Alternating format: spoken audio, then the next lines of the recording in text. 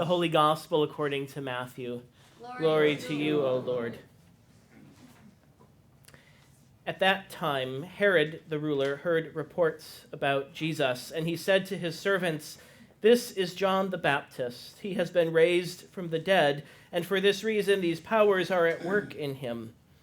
For Herod had arrested John, bound him, and put him in prison on account of Herodias, his brother Philip's wife, because John had been telling him, "It is not lawful for you to have her."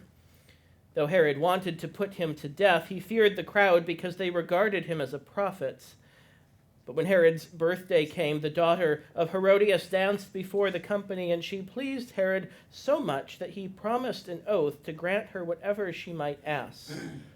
Prompted by her mother, she said, "Give me the head of John the Baptist here on a platter." The king was grieved, yet out of regard for his oaths and for the guests, he commanded it to be given. He sent and had John beheaded in the prison. His head was brought on a platter and given to the girl, who brought it to her mother. His disciples came and took the body and buried him. Then they went and told Jesus. Now when Jesus heard this, he withdrew from there in a boat to a deserted place by himself. But when the crowds heard it, they followed him on foot from the towns. When he went ashore, he saw a great crowd, and he had compassion for them and cured their sick. When it was evening, the disciples came to him and said, "This is a deserted place, and the hour is now late. Send the crowds away so that they may go into the villages and buy food for themselves." Jesus said to them, "They need not go away. You give them something to eat." They replied, "We have nothing here but 5 loaves and 2 fish.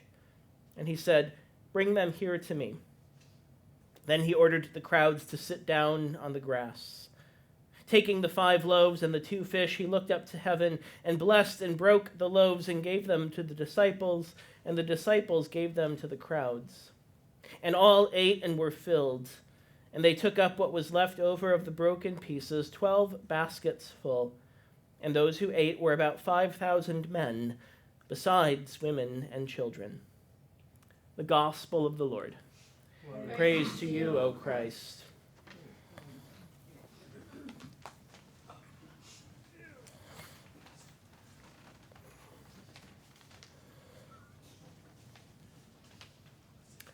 Comfort foods.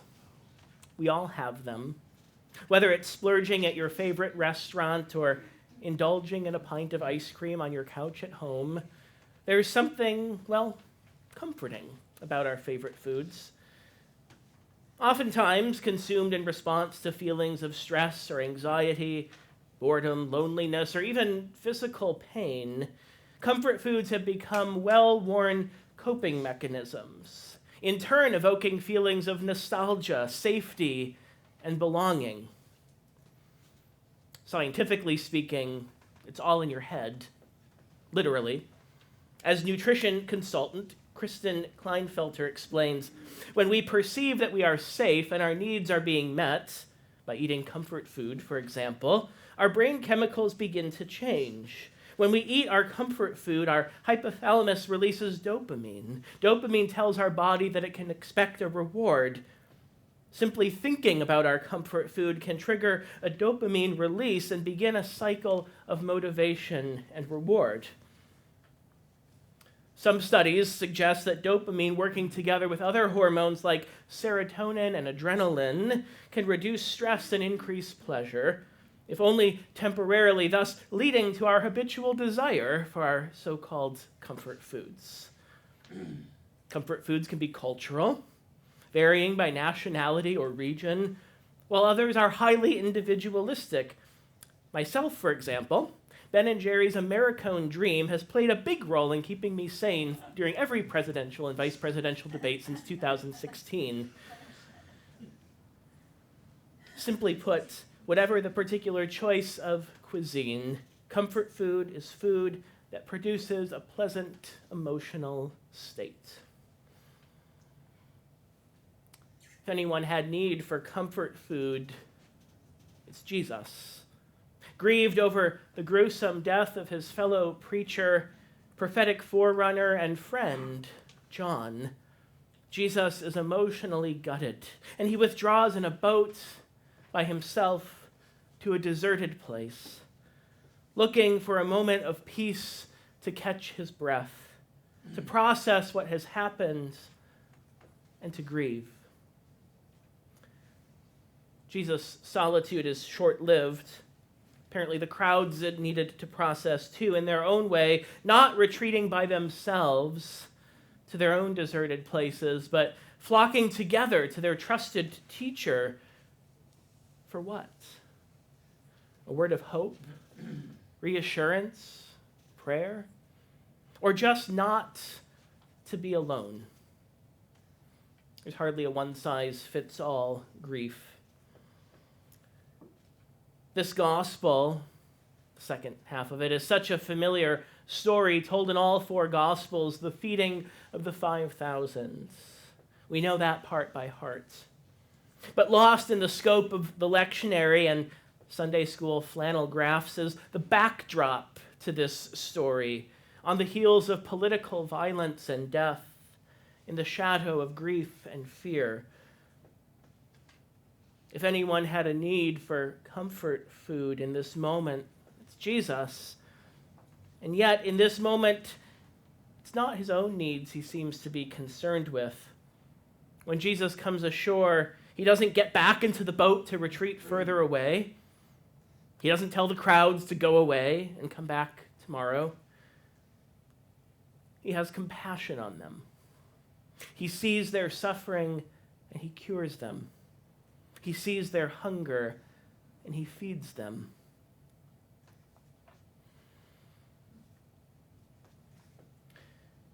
I was overworked, tattered, tired, bleary-eyed, anxious, food writer and cook Danny Palumbo recalls. Emotionally, I was a void, completely burnt out. He hadn't walked into the cafe expecting anything more than to work and to meet a deadline. He certainly wasn't there to unload his emotional baggage on the unsuspecting cafe employee who simply asked, "How's your day going?" Sensing earnestness, he writes, I told her that I bemoaned my job, that I needed a break, that I felt like I was working myself blind. She encouraged me with soothing, practical advice, no platitudes. Ask my boss for some vacation time. Stick to that vacation time. Use some to visit family. And she didn't stop there. Do you want me to make you something to eat? She asked. No longer was the relationship merely transactional. This wasn't like any other cafe order. When she set down the plate with the simple, off-the-menu, free-of-charge tomato and cheese sandwich in front of him, the sound of ceramic to limestone triggered something, as he could imagine every plate reverberating through history, thousands of years of people sharing meals in huts and houses, in castles and dining rooms, during famine and war, family strife, dinner parties, weddings, holidays, celebrations, and wakes. Are you hungry? Is a much different question than, do you want me to make you something to eat? Palumbo reflects. One is a functional, pragmatic query. One is asking somebody to sit down, take a load off, humble themselves, and accept a little kindness and a little bit of someone else's time. Suddenly, it wasn't about just the sandwich anymore. It was about being drawn into community with another human being who cared.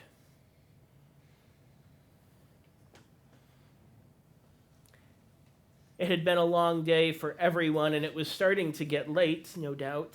There was nothing around, and the vendors in the closest villages would be closing up shop soon.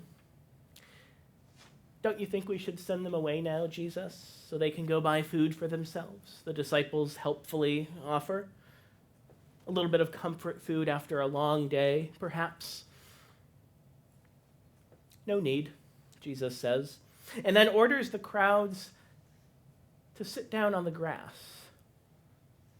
It's a curious detail, isn't it? Stay here. Sit down. Now, there's no mistaking that Jesus feeds hungry people, 5,000 men, besides women and children. Maybe the bread and fish even triggered a dopamine surge. I'm not sure that's the miracle, though, or the point. In their grief, in their wandering, in their uncertainty, Jesus feeds hungry people, hungry for bread and more than bread, hungry for connection, for community, for belonging. Stay here. Sit down. Take. Eat together. The miracle here is an invitation to be, to receive comfort food, comfort community. Gathered around this table, here is Christ's invitation to be, to receive. However we come here, whatever weighs on us, food that comforts, food that revives, food that saves, food that draws us together in community.